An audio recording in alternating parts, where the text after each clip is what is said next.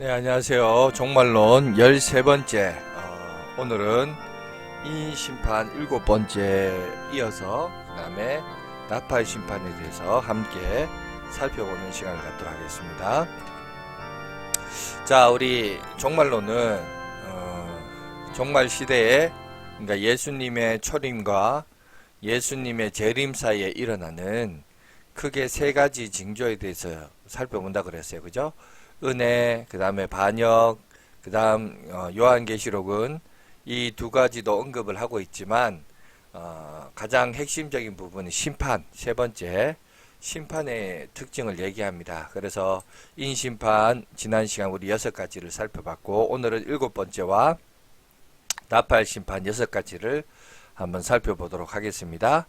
그리고 대접심판 이렇게 이어지는데, 순서는 시간적인 순서는 아니에요. 그저 이제 논리적인 순서인데, 문학적 또 논리적 차원에서의 순서입니다. 무슨 말이냐? 우리 이제 비근한 예를 들자면, 저희 교단에서 구원의 9가지 서정을 얘기할 때 소중, 회신, 칭수, 성, 건령 이래서 9가지를 얘기해요. 그런데 내가 예수 그리스도를 나의 구주, 나의 하나님으로 영접하고 믿겠습니다. 이거를 다른 말로 신앙이라고 그래요. 우리 여기 보면 여러분 초록색, 연두색입니까? 연두색에 가까운 신앙이라는 부분이 있죠.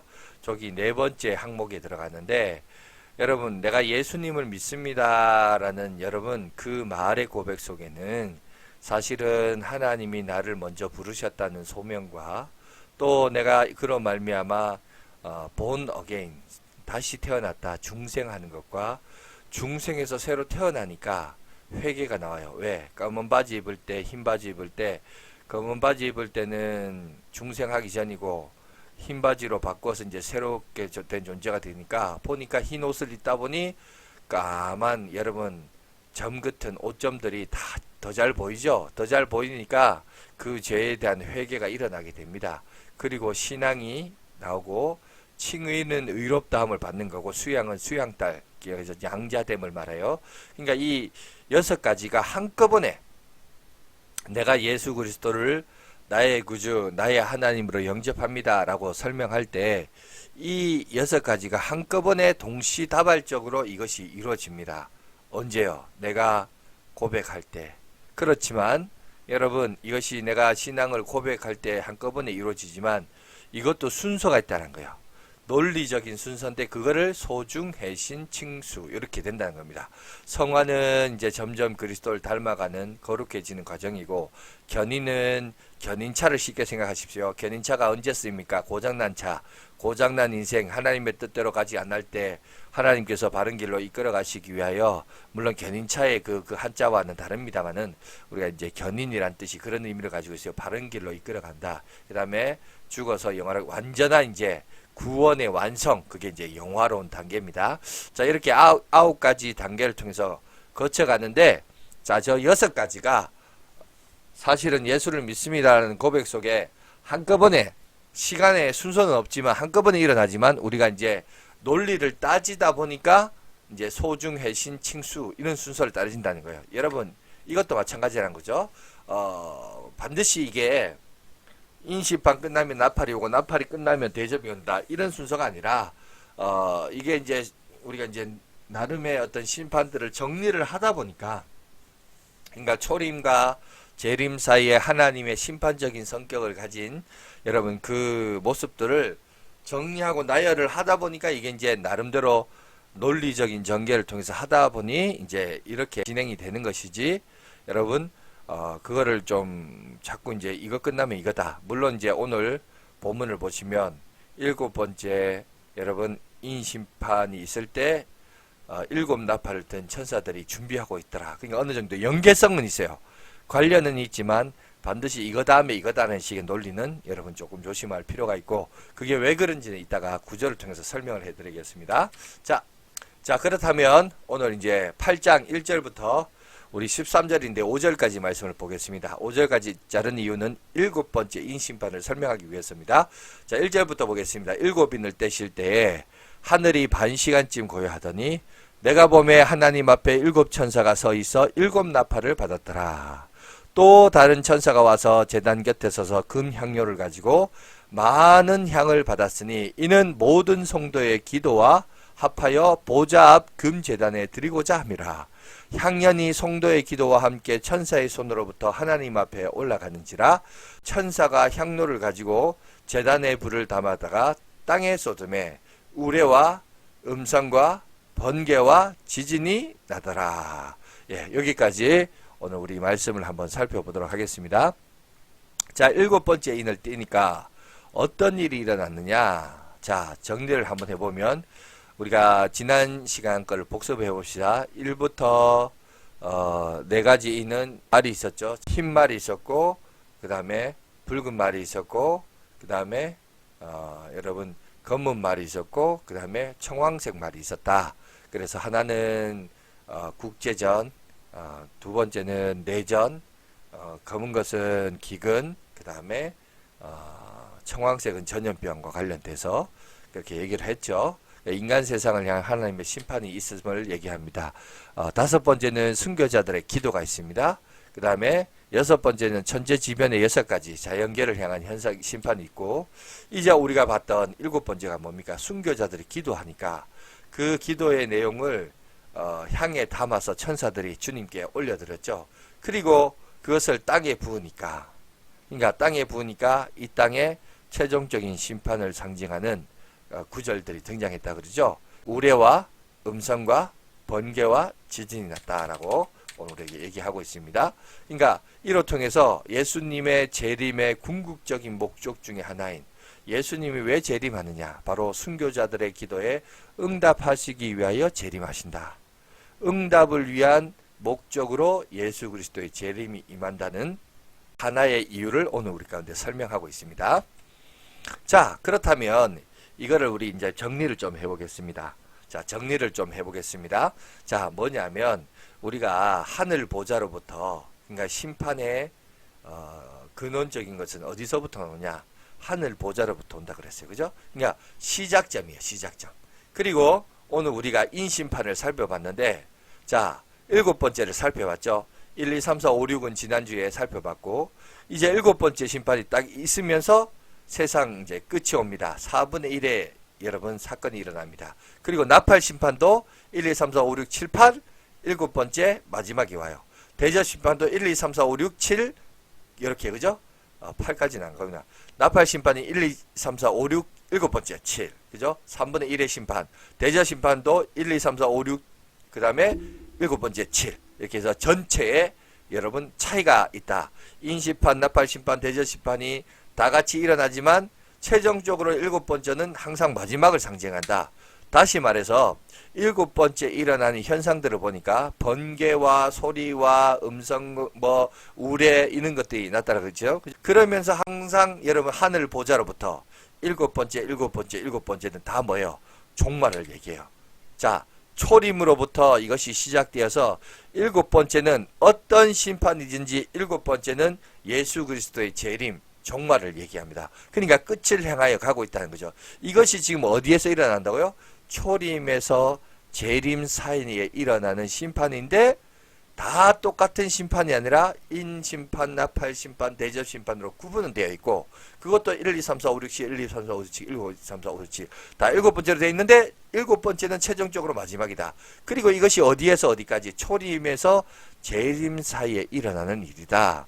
그래서 여러분, 자, 우리가 흔히 종말이라 그러면, 여러분 종말은 크게 2가지 종말이 있습니다. 제가 PPT를 준비를 못했는데 종말의 2가지는 뭐냐면 개인 종말이 있어요. 개인 종말이 뭐죠?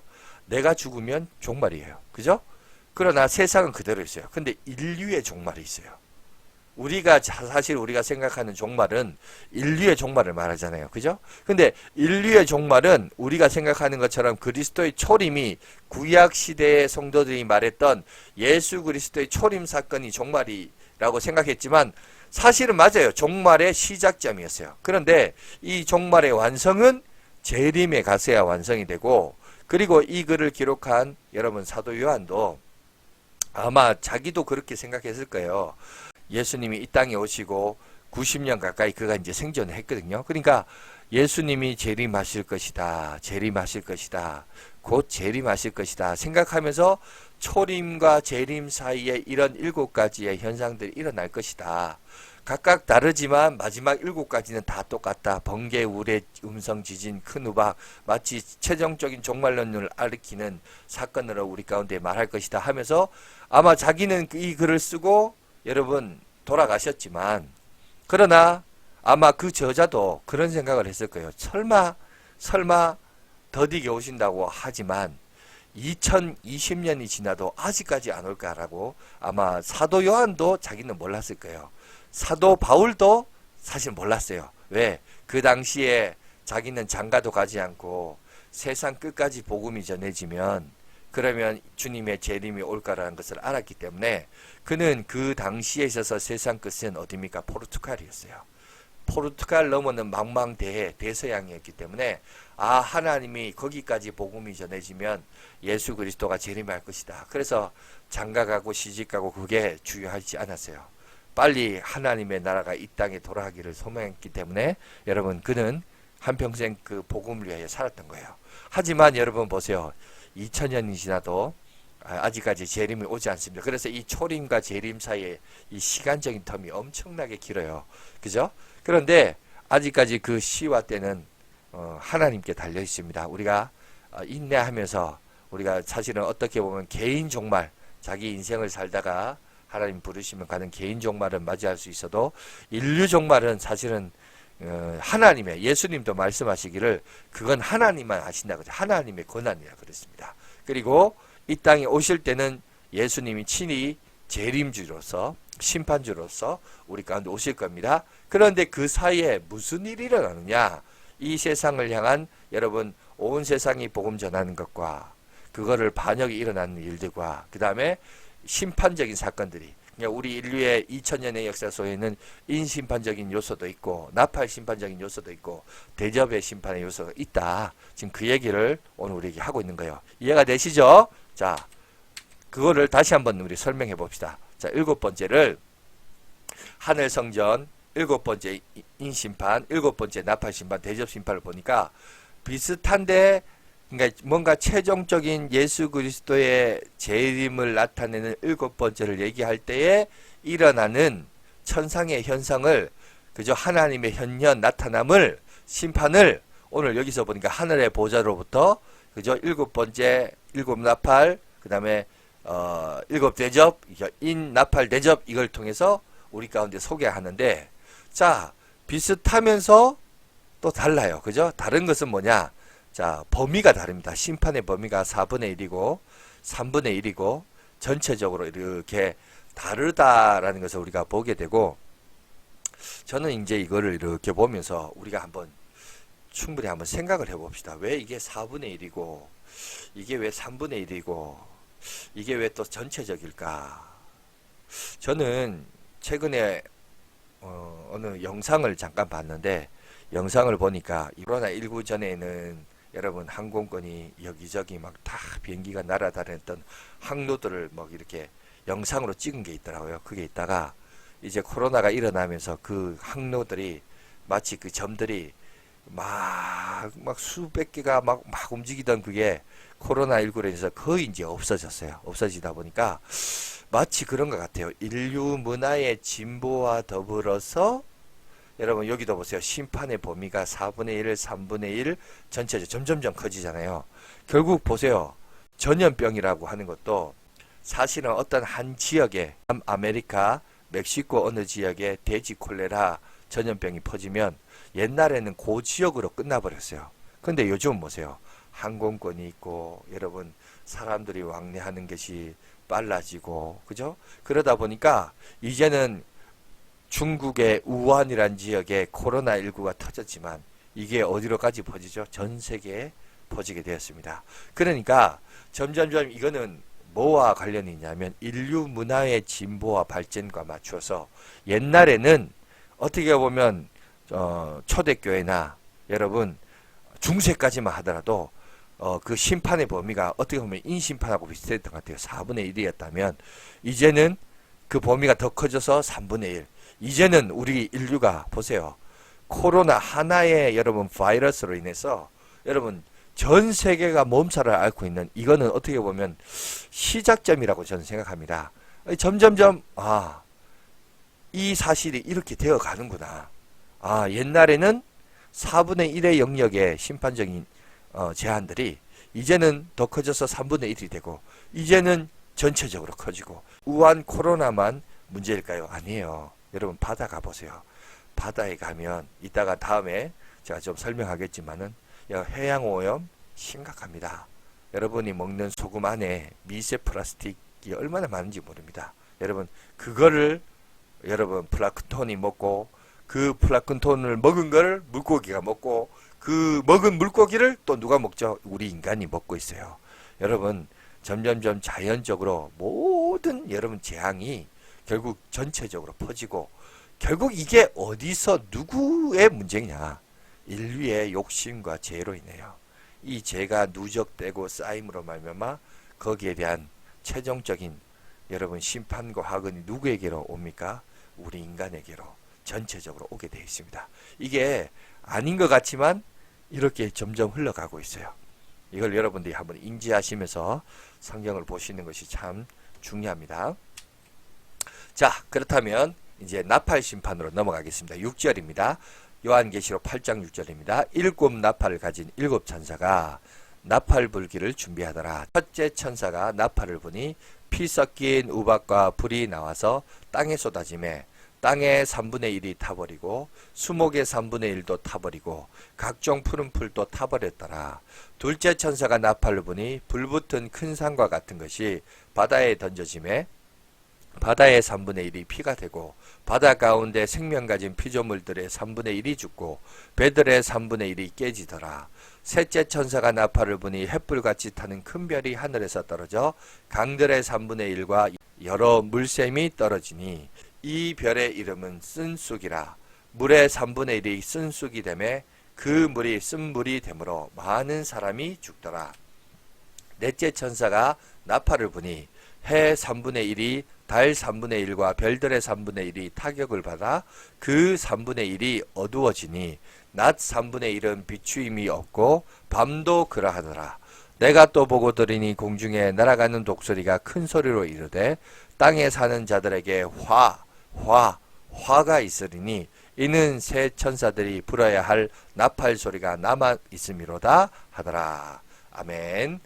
자, 오늘 나팔 심판도 여러분 아까 우리 인심판과 더불어서 7가지를 소개하고 있는데 자세히 보시면 1, 2, 3, 4가 뭔가 공통 분본을 가지고 있습니다.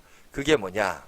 자, 자연계에 일어나는 심판이에요. 땅과 바다와 강과 물샘과 하늘. 이 4가지를 여러분 얘기하고 있습니다. 땅, 바다, 강, 물샘, 이렇게 하늘 이렇게 되어 있습니다. 그죠? 그리고 이게 3분의 1이 심판을 맞을 것이다. 그 다음에 인간 자체에 대한 심판. 그러니까 자연에 대한 심판과 인간 자체에 대한 심판으로.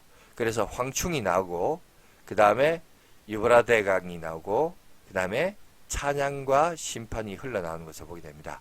그런데 이 나팔 심판은 포커스가 어디에 있느냐? 여러분 5번째, 6번째에 집중하고 있습니다. 인간 자체. 그러니까 여러분 아담과 하와를 한번 생각해 보시기 바랍니다. 그들이 먹지 말라는 선악과를 따먹음으로 하나님이 심판하셨죠. 하나님이 심판하실 때 여러분 인간에게만 심판하셨냐? 아니요. 땅도 저주받았다 그랬어요. 그죠? 인간의 범죄로 땅도 같이 저주받아 심판의 영역 대상에 들어갔습니다. 여러분 마찬가지입니다. 그래서 이 종말론도 자 앞에 인심판에서는 인간 자체에 대한 심판에 대해서 말 이야기를 얘기하면서 전쟁과 기근과 전염병을 얘기했다면 여러분 이제 나팔 심판은 자연계를 얘기하고 있어요. 자 땅과 바다와 강물샘과 하늘이에요. 그런데 여러분 이거는 우리 환경오염과 얘기해보면 참 많이 흡사해요. 그리고 인간 자체에게도 황충이 뭐예요? 메뚜기가 밀도가 높아지면 이게 황충이 된답니다. 모습도 바뀌어지고 아주 과격해지고 그리고 뭐 그 황충이 지나간 자리에는 남는 것이 없다라고 하잖아요. 그 심판이 인간 자체에게 또 유브라데 강을 통해서 일어난다. 그거를 오늘 나팔 천사가 1, 2, 3, 4는 개략적으로 설명했다면 다섯 번째, 여섯 번째 포커스를 둬서 자세하게 설명하고 있다. 여기를 여러분 먼저 기억하시면서 넘어가겠습니다. 자, 구약의 나팔의 의미는 뭐냐? 심판이다, 심판. 하나님의 거룩한 전쟁의 선포와 그 전쟁을 위한 하나님의 백성들의 소집을 할 때 나팔을 사용했습니다. 그 다음에 세 번째 경우는 승리 혹은 구원을 말할 때 나팔을 부르고, 이스라엘 왕의 즉위식이나 종말론적 심판 혹은 구원일 때, 회개에 대한 경고를 할 때 이런 것들을 썼습니다. 예를 들어서 여리고성이죠. 자, 그림에도 나와 있듯이 여러분, 하나님께서 7일 동안 매일 한 바퀴 여리고를 돌라 그러세요. 그리고 마지막 7째 날에는 7바퀴 돌고, 그리고 제사장들이 양각 나팔을 불어라. 불 때 이스라엘 백성들이 그 소리와 함께, 나팔 소리와 함께 함성을 지르라. 함성을 지르니까 어떻게 되세요? 여리고 성벽이 무너져 버렸어요. 그러면서 그 전쟁에서 나가서 그들이 이겼다라고 합니다. 그러니까 하나의 어떤 심판적인 성격 가운데 이것이 사용됐다는 거죠. 첫 번째부터 우리 네 번째 나팔 심판은 자, 자연계의 심판입니다. 자, 땅과 바다와 강, 물샘, 그 다음에 하늘을 향한 심판인데, 자, 하나님은 자신의 전능하심을 세상에 알리셨고, 또 하나님의 뜻에 반대로 돌아서는 그런 일들, 그런 것들은 얼마나 무익한가, 그것을 세상에 깨닫기 위함으로써 이 심판이 임한다는 겁니다. 그래서 첫 번째 나팔은 물리적인 세계, 두 번째, 세 번째는 식량 공급을 포함하는 해상 교역과 관련되어 있고, 네 번째는 천체의 열과 빛에 의존하는 생명 자체에 집중을 하고 있다. 여러분 이렇게 보시면 되겠고, 디테일한 것은 여러분 성경을 보시면 됩니다. 그리고 네 심판은 종합해서 이 세상만 바라보고 사는 사람들은 미련한 선택을 했다라는 점을 증명한다고 합니다. 왜냐하면 하나님 안에서만 참된 생명이 있기 때문이다. 그거를 알려주기 위함이고, 그걸 왜 알려주느냐? 3분의 1의 의미라고 하는 것은 회복의 가능성이 있다는 거죠. 최종적인 단계가 아님을 오늘 우리에게 설명하면서 이제 얼마든지 돌아오라 그 얘기를 하고 있다는 거죠. 자, 그리고 이제 독수리가 날아다니면서 막 말하죠. 화. 다섯 번째에서 일곱 번째 나팔 심판은 화라고 얘기하는데, 이 세 개의 화는 세 개의 남은 나팔 심판을 가리키고 있습니다. 나팔보다 화라는 표현은 악인들을 직접 친다라는 점에서 처음 네 번째 심판보다 더 끔찍하다라는 의미에서 앞에 네 번째보다 뒤에 세 번째를 강조하기 위하여 나팔보다는 화라는 표현으로 사용되었다. 자, 그럼 내용을 보겠습니다. 계시록 9장 1절에서 21절입니다. 다섯 번째 천사가 나팔을 불매 내가 보니 하늘에서 땅에 떨어진 별 하나가 있는데 그가 무저갱의 열쇠를 받았더라. 그가 무저갱의 여니 그 구멍에서 큰 화덕의 연기 같은 연기가 올라오매 해와 공기와 그 구멍의 연기로 말미암아 어두워지며, 또 황충이 연기 가운데로부터 땅 위에 나오매 그들이 땅에 있는 정갈의 권세와 같은 권세를 받았더라. 그들에게 이르되 땅의 풀이나 푸른 것이나 각종 수목은 해하지 말고 오직 이마에 하나님을 인침을 받지 아니한 사람들만 해하라 하시더라. 그러나 그들을 죽이지 못하게 하시고 5달 동안 괴롭게만 하게 하시는데 그 괴롭게 함은 정갈이 사람을 쏠 때 괴롭게 함과 같더라. 그 날에는 사람들이 죽기를 구하여도 죽지 못하고 죽고 싶으나 죽음이 그들을 피하리로다. 황충들이 모양은 전쟁을 위하여 준비한 말들 같고 그 머리에 금 같은 관 비슷한 것을 썼으며 그 얼굴은 사람의 얼굴 같고 또 여자의 머리털 같은 머리털이 있고 그 이빨은 사자의 이빨 같으며 또 철 호심경 같은 호심경이 있고 그 날개들의 소리는 번거와 많은 말들이 전쟁터로 달려 들어가는 소리 같으며 또 정갈과 같은 꼬리와 쏘는 살이 있어 그 꼬리에는 5달 동안 사람들을 해하는 권세가 있더라. 그들에게 왕이 있으니 무저갱의 사자라. 히브리어로는 그의 이름이 아바돈이요 헬라어로는 그 이름이 아볼루온이더라. 첫째 화는 지나갔으나 보라 아직도 이후에 화 둘이 이르리로다.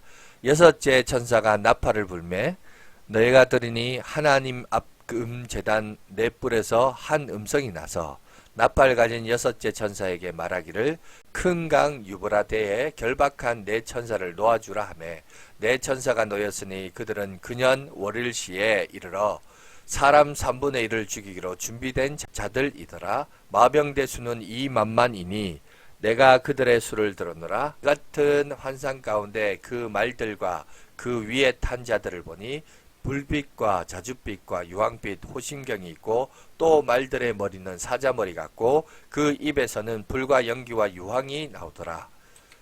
이 세 재앙 곧 자기들의 입에서 나온 불과 연기와 유황으로 말미암아 사람 3분의 1이 죽임을 당하니라. 이 말들의 힘은 입과 꼬리에 있으니 꼬리는 뱀 같고 또 꼬리에 머리가 있어 이것으로 해하더라. 이 재앙에 죽지 않고 남은 사람들은 손으로 행한 일을 회개하지 아니하고 오히려 여러 귀신과 또는 보거나 듣거나 다니거나 하지 못하는 금운동과 목속 우상에게 절하고 또 그 살인과 복술과 음행과 도둑질을 회개하지 아니하더라. 아멘. 자, 여기 보니까 무저갱이 나와요. 무저갱이 어떤 것일까요? 성경에서 무저갱은 어떤 지역, 물리적인 공간을 설명하지 않습니다. 이 무저갱은 어떤 상태를 설명합니다. 어떤 상태?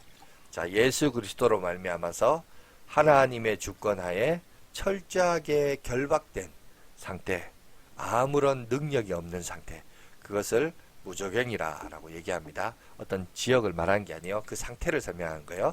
자, 다섯 번째 나팔. 특별히 이제 황충이죠. 황충이 뭐냐면 메뚜기예요. 메뚜기가 밀도가 높아지면 이 메뚜기가요 아주 난폭해진답니다. 여러분, 그 메뚜기가 지금 여기 보이는 메뚜기는 초록색으로 되어 있는데 이게 검거나 붉게 되어서 여러분 황충으로 바뀐답니다. 존재가 완전히 진짜 다른 존재로 되어서 어떤 신반적인 성격으로 황충이 지나간 자리에는 다 쓸어버린다고 해요. 자, 그런데 여기 보니까 이 사건에 두 가지 간주점이 있습니다. 자신을 따르는 자들을 괴롭힌다. 그리고 귀신의 세력들도 하나님의 주권 아래 있다. 이 얘기를 하고 있습니다. 무슨 말이냐? 황충이 갖는 것은 자기 편은 자기를 보호하는 게 아니라 오히려 자기를 따르는 자기 파괴성, 사단의 자기 파괴성, 오히려 자기를 따르는 자들을 자기가 죽이는, 참 자기 세력을 더 큰 세력이 죽이는, 여러분 이게 이제 사탄의 자기 파괴성을 우리가 이제 소개하고 있습니다. 그런데 그 세력도 결국은 뭐냐? 하나님의 주권 아래 있다라는 것을 보여주고 있어요. 자연계의 메뚜기는 논밭에서 올라오지만 무저갱은 요한계시록의 교회를 박해하는 적그리스도가 올라온 곳이며 사단이 1000년 동안 결박된 곳입니다. 풀이나 각종 수목을 먹지만 이마에 하나님의 인치심을 받지 아니한 사람들만 여기서는 먹어요. 그러니까 오히려 구원받은 백성에게 공격을 하는 게 아니라 구원받지 아니하는 백성을 공격한다는 겁니다. 그리고 자연계는 왕이 없지만 무저갱의 사자요, 히브리어로 아바돈, 헬라어로 아볼루온, 파괴자란 뜻인데 여러분 그 뜻을 가진 지도자가 있음을 여러분 이렇게 얘기하고 있는 것을 보게 됩니다. 그러면서 거기 보면 뭐 여자의 머리털 같은 머리털이라든지 이런 표현들이 나와 있는데 8절에 그게 왜 나왔냐면 그거는 구약에 보면 문둥병을 가진 사람들의 어떤 불결함을 표현할 때, 또 그로 인하여 슬퍼할 때, 또 간음으로 인해서 정죄받는 여자의 모습으로 표현되었을 때 여러분 그런 표현이 여자의 머리털과 같은 머리털, 다시 말해서 사단의 그 마귀나 사탄의 세력에 의해서 지배당하는 그 어떤 현상과 모습들, 이거를 이미지한 것들이 바로 그런 표현으로 사용되어 있고요. 그리고 무엇보다도 사단의 파괴적인 속성, 그러니까 자기를 따르는 자를 자기가 더 큰 자기가 그죠 부수고 억누르는 그런 모습을 지금 우리 가운데 말하고 있는데 고대 그리스의 신들 중에 하나였던 아폴로도 여러분 마찬가지입니다. 아폴로에 대한 상징 중에 하나가 바로 황충인데 바로 메뚜기죠. 메뚜기인데 더 나아가서 로마의 황제 도미티안도 자기 자신을 육신으로 온 아폴로라고 그렇게 간주했습니다. 그래서 아볼루온은 요한계시록에서 사탄적 세력의 한 축을 형성하는 로마 황제의 도미티안을 배경으로 그려지고 있음을 우리 가운데 설명하고 있습니다. 그러니까 어떻게 보면 사단의 세력의 배후에 이렇게 이용당한 한 황제의 모습을 우리 가운데 비교해서 설명할 수 있습니다. 자, 애굽에 내린 재앙과 같이 황충 재앙에서도 하나님은 비신자들에게 그들이 섬기는 땅의 신들의 무력함을 폭로하십니다. 더 나아가 자신의 참된 본색인 자기 파멸을 드러내고 있습니다. 모든 우상의 숭배 배후에는 마귀의 세력이 자리 잡고 있고, 이 세력의 목적은 세우는 것이 아니라 무조건 파괴하는 데 있다는 메시지를 던지고 있다는 거죠. 그리고 정갈과 같은 이미지로 바뀐다. 5달 동안 고통의 기간을 제한했습니다. 다시 말해서 회개할 수 있는 기회를 주기 위함입니다. 보통 여러분 그 당시도 메뚜기 재앙이 실제로 일어날 때도 메뚜기도 보면 팔레스타인 지방에 출몰하는 기간이 보통 4월에서 8월인데 약 한 5달 동안 그렇게 있다고 해요. 그거를 이제 빗대어서 이제 사단의 세력을 얘기하는데, 근데 이건 영적인 해석은 뭐냐? 하나님께서 5달 동안 고통의 기간을 주면서 회개하고 돌아오라라는 그 상징적인 의미에서 이 일들이 일어났다. 그걸 설명하고 있습니다. 자, 6번째, 자, 나팔. 다시 말해서 2번째 화죠. 2번째 화는 뭐냐? 사탄적 기병대에 대한 심판이었습니다. 북이스라엘이 기원전 722년에 아수르에 의해서 멸망을 당합니다. 그리고 586년에 바벨론에 의해서 멸망을 당합니다. 그런데 그 멸망을 당할 때 대적해서 공격해왔던 적들이 보면 아수르도 그렇고 바벨론도 그렇고 그 뒤에 따라오는 페르시아도 마찬가지입니다. 티그리스와 유프라테스 강을 건너서 여러분 적들이 쳐들어왔죠. 그에 빗대서 동일하게 오늘 사탄적 기병대의 심판을 얘기할 때 유프라테스 강, 유브라데 강이라는 여러분 성경에는 그렇게 표현을 하고 있죠. 그 강을 건너서 넘어왔다라고 얘기해요. 그리고 이 글을 기록한 여러분 사도 요한도 로마가 통치하는 여러분 그 시기에 살고 있었잖아요. 근데 로마가 여러분 지중해, 오늘 저기 지도에 보면 대지중해라고 되어 있는데 저 연안 바닷가를 주변으로 통치하고 있었는데 저 땅을 차지하기 위하여 유프라테스 강을 건너서 여러분 쳐들어올 때 그 당시에 파르티아라는 제국이 있었어요. 그 파르티아라는 제국이 여러분 로마의 아주 위협적인 존재로서 그때 당시 있었는데, 이런 것들 다 빗대어서 보니까 사단의 여러분 공격도 여러분 유브라데 강을 건너서 그래서 가나안 동쪽 경계선을 타고 넘어와서 적들이 침공하는, 그래서 외국 군대의 침공이라는 상징을 여러분 이렇게 가지고 있습니다. 그래서 여기 보면 로마 제국 시대도 보면 파르티아를 중심으로 보시면 로마 제국과 저렇게 유프라테스 강과 티그리스 강을 건너서 적들을 쳐도왔다. 그런 관점에서 이제 설명이 됩니다. 그리고 그 당시에 파르티아는 그 낙타 기병대가 아주 유명했다고 해요. 그래서 로마 제국을 쳐부수고 전장에서 이기기도 하고 위협적인 존재로서 그렇게 있었다라고 얘기합니다. 자, 그런데 거기 보면 숫자가 나와요. 2만만. 2만만이 뭐냐? 2 곱하기 만 곱하기 만이란 거예요. 다시 말해서 2억 명을 말합니다. 왜 이거를 2만만이라 표현했느냐? 왜냐하면은 내 천사를 놓아주라 하며 내 천사, 타락한 천사가 놓였는데 마병대의 수가 2만만이었다. 2만만이라는 것은 2억 명을 말하는데 당시 수의 개념을 뛰어넘는 숫자였다는 거예요. 억 다음에 조가 있고 조 다음에 경이 있죠. 그죠? 경이 있고 이 단계가 이제 숫자적인 개념으로 이렇게 발전이 되는데, 옛날에는 그냥 만 단위를 뛰어넘는 숫자가 잘 없었어요. 그런데 그 수를 뛰어넘는 표현으로서 2만만이라고 썼습니다. 그래서 1세기 로마 제국의 군대는 24군단인데 12만 5천 명, 그리고 이 군사와 비슷한 규모의 예비군을 보유하고 있었습니다. 그 숫자의 1000배가 됩니다. 그러니까 1세기 독자에게는 전혀 상상이 되지 않는 수였죠.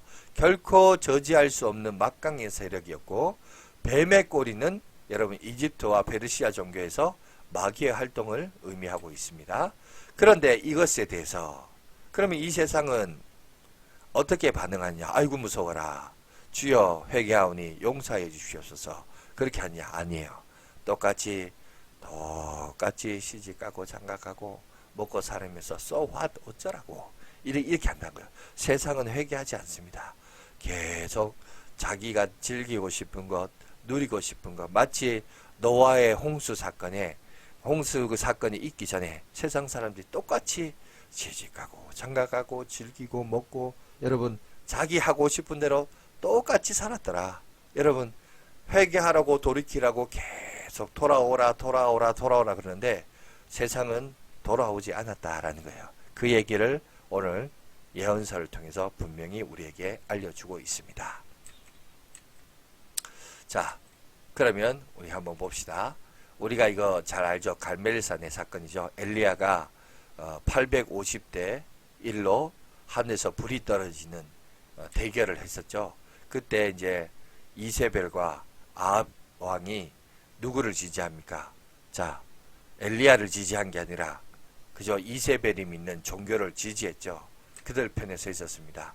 여러분 우리는 사람들이 하나님의 진노에 대한 두려움 때문에 거역을 멈추고 무릎을 꿇을 것이라고 생각할 것이지만 그러나 그것은 사실이 아닙니다. 회복 불능의 상태를 넘어 그들은 더 큰 처벌에 더 큰 거역으로 반응할 것입니다. 이것은 하나님의 자비가 미치지 않고 작용하지 않는 사악한 본성입니다. 여러분 저 그림을 한번 보십시오. 이 사건이 어떻게 전개됩니까? 실제로 엘리야의 제단에 불이 떨어지자 이스라엘 백성들이 850명의 거짓 선지자를 잡아서 죽여버리죠. 그런데 이후에 이 소식을 누가 듣습니까? 이세벨. 여러분 여왕이 듣자 분노해서 어떻게 합니까? 저 엘리야를 잡아라. 회개하고 돌이키는 게 아니라 아합 왕도 하나님 앞에 천부의 의지 없어서 손들고 옵니다. 회개한 게 아니라 쪼로록 이세벨에게 찾아가지고 내가 한 게 아니고 사실은 저 엘리야가 저렇게 해서 하라고 했고 이세벨 눈치를 보면서 더 사악해진 거예요. 여러분 지금도 똑같다는 거예요. 뭐 현상이 일어나고 초자연적인 능력이 일어나서 그들이 돌아온다? 아니요. 그러지 않는다는 겁니다. 이 세상은 계속해서 자기가 하고 싶은 대로 자기가 즐기고 싶은 대로 자기가 믿고 싶은 대로 산다는 거예요. 그 얘기를 지금 성경은 우리에게 경고해주고 있다는 사실입니다. 오늘날 우리 사회는 우상 숭배는 노골적이지 않지만 요한 당시 못지않게 현실적입니다. 그렇죠? 정의상 우상 숭배는 땅의 것을 신으로 삼고 그것을 창조주 하나님보다 더 경배하는 것입니다. 돈, 재물, 권력, 쾌락, 섹스, 성공, 명성, 마약 등 이런 것들은 모두 사탄의 도구이고 이런 것들이 이것들을 추구하는 사람들을 괴롭히고 죽인 이야기는 끝이 없습니다. 여러분 돈과 재물도 여러분 하나님의 도구가 될 수 있지만 여러분 또 많은 사례를 보면 돈과 재물이 여러분 마귀의 도구예요. 여러분 이거는 어떻게 보면 지금 젊은이들은 잘 모르겠지만 나이가 어느 정도 연륜이 있는 분들은 많은 부분에 있어서 이 세상이 많이 바뀌었다는 걸 경험할 겁니다. 옛날에는 그래도 정이 있고 또 사람들의 어떤 마음이 따뜻함이 있었는데 요즘 보세요. 수도권은 다 뭡니까? 다 돈 계산이에요. 돈이 없으면 여러분 해결이 안 되는 그런 시대가 되어버렸어요. 사회복지도 보세요. 옛날에는 자원하는 마음으로 따뜻한 마음이 있고 정이 있었는데 요새는 다 돈이에요. 다 돈. 그죠? 그러다 보니까 인간성, 인간됨, 정 이런 거 사라진 지가 오래입니다. 그죠? 돈 받고 한다. 돈 주고 한다. 여러분 이 속에서 돈은 재물은 얻을지 모르는정 인간의 마음과 마음의 어떤 따뜻함과 인간다움은 점점 사라지는 이런 시대를 살아가고 있습니다. 그러니까 이 세상은 어떤 세상이냐? 문명이 발달할수록 하나님의 나라가 이 땅에 임해지는 게 아니라 문명이 발달할수록 점점점 돈계산이 발달되어지고 권력이 그리고 쾌락이 그죠? 그리고 다 그걸 돈으로 계산하고 점점점 사단의 도구로 쓰임을 받는 그 현상도 일어납니다. 그걸 보세요. 그러면서 결국 어떻게 할까요? 그것을 추구하는 사람들이 복을 받나요? 아니요. 더 그들을 괴롭히고 죽이는 이야기예요. 지금 우리가 살고 있는 이야기가 이 이야기가, 이 스토리가 우리 이야기 아닙니까? 여러분, 6.25 동란 그 시절만 하더라도, 보릿고개를 보낸 그 시절만 하더라도, 여러분, 우리가 지금 그 시절에 비하면 분명히 잘 사는데 왜 사람들이 한강에 뛰어들까요? 왜 자살을 할까요? 분명히 그 시절보다 더 잘 샀는데. 그죠? 왜 자살하는 사람들이 더 많습니까? 왜 낙심하는 사람들이 더 많습니까? 여러분, 점점점 이 세상이 진보하고 발달했다 하지만 점점점 이 진보하고 발달한 여러분 사회 구성원이 점점점 어떻게 되는 거예요? 마귀의 도구에서.